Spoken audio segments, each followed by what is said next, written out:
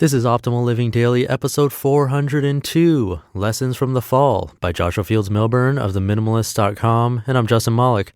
Welcome to the Old Podcast, that's OLD Podcast, Optimal Living Daily, where I simply read to you. I read you blogs mostly, sometimes essays, and even sometimes excerpts from books, just like an audiobook. And speaking of audiobooks, big thanks to Audible for their support. You can get a free audiobook and a free 30-day trial at audible.com/old. You can support them, an author, and me all at once by trying them out completely for free. Again, that's at audible.com/old. And today's post is actually a mix of a blog post and a book excerpt because Joshua of the Minimalist posted an essay on his site that is an excerpt from their book, Everything That Remains, which I just finished narrating for them. If that's confusing, don't worry about it. It's not important. It's a great piece. So with that, let's get right to it and start optimizing your life. Lessons from the Fall by Joshua Fields Millburn of Minimalists.com. Colleen and I are driving west, enveloped by sprawling cornfields on both sides of this 2-lane county road. Having just witnessed a buttery sunset melt into perfect rows of tall, Midwestern corn stalks that stretch beyond the horizon, we are now surrounded by twilight, that thin sliver of time between the bustle of the day and the calm of the night. The sky is so clear overhead I could point out various constellations through the sunroof. With no real destination in mind, my left hand is gripping the steering wheel while my right rests on Colleen's knee.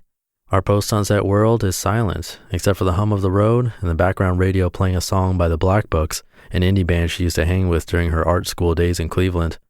Colleen turns up the volume and sings along. If you're not sunburned, you're not having fun. Today is the second Tuesday in October. Southwest Ohio's Indian summer is coming to a close. And even though we're not sunburned, she and I, we are having fun. Golden tan after a summer spent playing outdoors together, running through sprinklers and gambling amid tree-lined parks and doing all the cliche things young couples do when they're falling in love. It feels wonderful to be together, alive together. Dancing like a jellyfish in a summer dress, Colleen is belting out off-key lyrics from the passenger seat. It doesn't matter that she's off-key though, her singing seems perfect anyway. I can't help but look over from the driver's seat to steal glances every chance I get, removing my eyes from the road just to take her in. Colleen is the prettiest girl I've ever met. I know that sounds hyperbolic and you're probably not going to believe me, but whatever. Whether you believe me or not, it's simply the truth. She's beautiful. Big glacial blue eyes, crazy curly honey-colored hair, her perfect smell, a sweet mixture of sweat and shampoo. And that smile. God, that smile. I couldn't describe it without stealing hackneyed lines from Keats's poems. Even the scar on her chin seems to be in the right place. When we met earlier this year, I was walking into my 30s, my 20s fading into memories.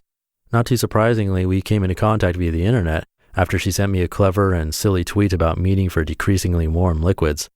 Although she is 2 years younger than I am, Colleen is the one who's helping me learn what it means to be in love. Of course, she's not perfect, but she's the closest thing I've ever witnessed. Honest, vulnerable, open-hearted. Around her, I want to be a better version of myself, the best version of myself.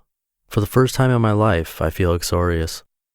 Why haven't they harvested all this yet? I ask, sweeping my hand from left to right to indicate a profusion of unreaped crops on the other side of the windshield. The earth around us is swollen with corn in every direction, corn out every window, stalks taller than an NBA power forward in heels. More corn than you can imagine. It's literally unimaginable. Hell if I know, Colleen says playfully, contorting her face a bit. Who do I look like, Old MacDonald? Oh, come on, ain't you and your people from around these parts, I say. We are near a small farm town called Greenville, roughly 25 miles north of Dayton, about 15 miles east of the Indiana state line. What you mean, you people? I can't help but smile with a face full of mirth, a smile I'd probably make fun of if it wasn't my own goofy, love-struck grin. What the is that? Colleen shouts from out of nowhere. What, where? I ask, nearly driving off the road with sudden terror, peering in the wrong direction like an idiot. What is that? She nudges me to look northwest. Her face is lit like a child's. Beyond a lattice of cornstalks, it appears as if the sun is re-emerging on the horizon, a huge blood-orange disk aflame and ascending over Dark County.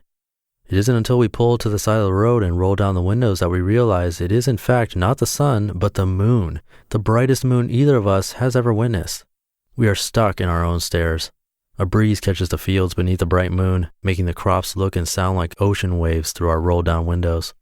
Everything feels sort of like a David Lynch film, realistically surreal, pleasantly distended. The stars blur. The locusts' chirrs echo. Colleen's wide-eyed laughs hang in the air, suspended in a frozen moment.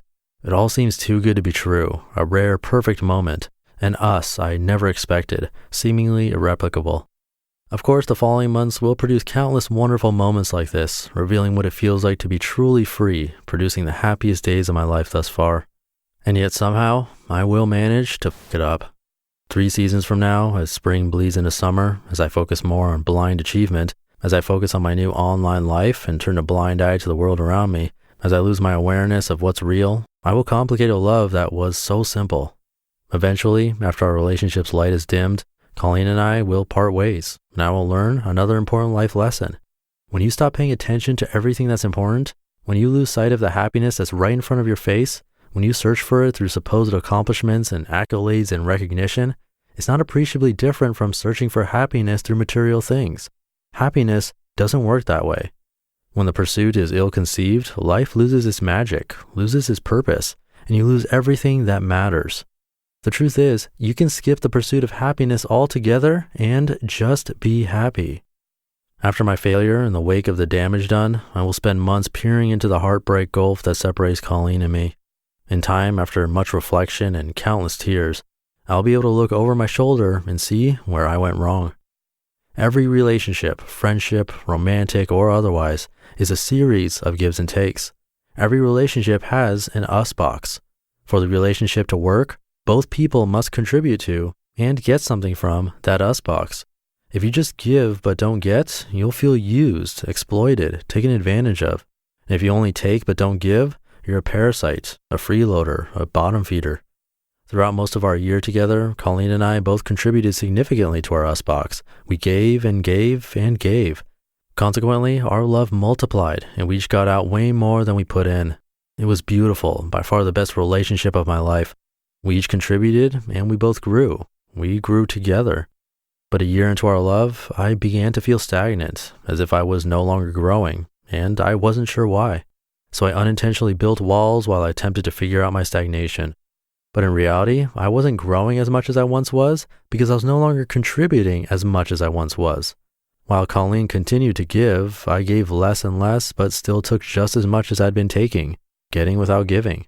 I was selfish and inattentive, not realizing that you can't grow unless you give. As I took and took and took, the distance between us widened, and soon enough our us box was empty, depleted because I wasn't contributing. I wasn't focused on the relationship like I had been during all those magnificent days together, back when everything felt so effortless. Turns out that it takes immense effort to make something feel that effortless. And so while the last few years have taught me that we are not the sum of our material possessions, I now know the obverse is also true. We are what we focus on. Unfortunately, by the time I realized this, it was too late.